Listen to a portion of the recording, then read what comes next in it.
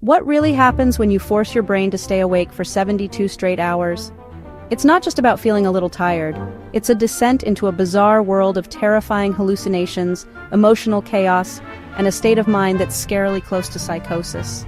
We're about to walk through what science and some truly harrowing real-life stories reveal about pushing the human body to its absolute breaking point. This isn't just about pulling an all-nighter.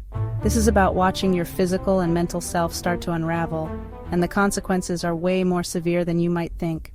The first 24 hours without sleep.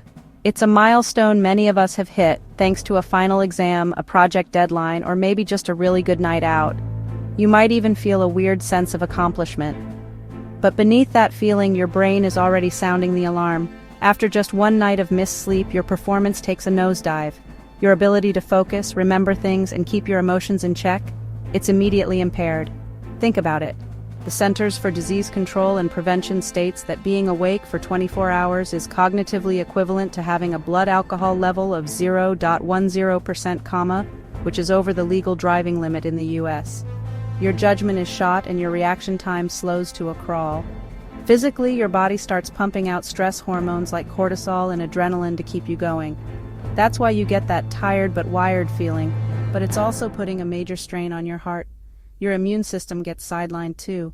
Without sleep, your body slows its production of infection-fighting cells, making you a walking target for any bug going around. And mentally, the part of your brain that handles emotional control, the amygdala, starts to go into overdrive. You'll find yourself getting irritable, anxious, and overreacting to the smallest things. The first 24 hours are the warning shot. The real breakdown starts when you ignore it and keep pushing forward.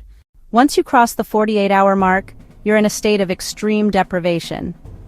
That powerful urge to sleep is now a physical force, and your brain starts to take matters into its own hands with something called microsleeps.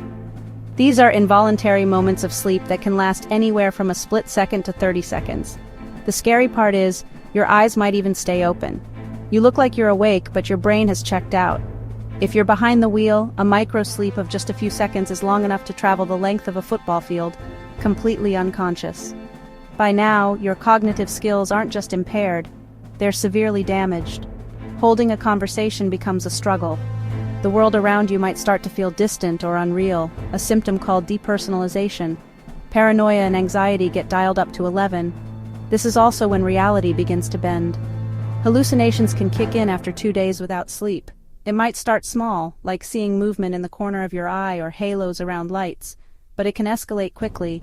Take the case of Randy Gardner, a high school student who stayed awake for 11 days back in 1964. After just 2 days, he couldn't focus his eyes properly and struggled to identify common objects just by touching them. By day 3, he was moody and uncoordinated, classic signs that his mind was beginning to unravel. After 3 full days without sleep, the line between the world and your nightmares is gone. At the 72-hour mark, your mind enters a state that looks a lot like acute psychosis. Your ability to function is practically zero. Hallucinations are no longer just little distortions, they become complex and overwhelming. You might see fully formed figures, hear voices, or even feel things like bugs crawling on your skin. Delusional and paranoid thoughts can take over, making it impossible to tell what's real. The story of Peter Tripp, a radio DJ who attempted a 201-hour wake-a-thon in 1959, is a terrifying example. By day 3, the cheerful DJ had become angry and abusive. He started having intense hallucinations, seeing spiders in his shoes and believing a man in a black coat was trying to drug him. Doctors monitoring him were stunned to find that his brainwaves looked like he was in deep REM sleep, even though he was awake.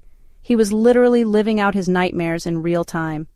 Now, while research suggests not every single person will experience a full psychotic break, with some rare individuals showing surprising resilience, for most people, this is the point of no return. Your brain's executive functions are offline. You can't solve problems, your speech becomes slurred, and your mood can swing from total joy to deep depression in minutes. This isn't a test of willpower, it's a guided tour of a total system failure. So, I have to ask, have you ever pulled a multi-day all-nighter? What was the strangest thing you experienced? Share your story in the comments below. And if you want to understand more about how your brain and body work, Make sure to subscribe so you don't miss our next video. From the initial fog at 24 hours to the waking nightmare at 72, the journey of extreme sleep deprivation is a terrifying breakdown of the human mind. The first day wrecks your judgment. The second introduces microsleeps and hallucinations. By the third, reality itself crumbles. The stories of Randy Gardner and Peter Tripp aren't just wild tales, they're documented warnings. They show us what happens when we defy one of our most basic biological needs. And while their experiences are extreme, chronic sleep loss on any scale is linked to a higher risk of heart disease, diabetes, and a weakened immune system. It ages your brain and destabilizes your mood. So the next time you think about sacrificing sleep, remember this journey. Sleep isn't wasted time. It's the critical process that repairs you, restores you, and keeps that wall between the real world and the dream world standing strong. Is the sleep you're getting truly enough?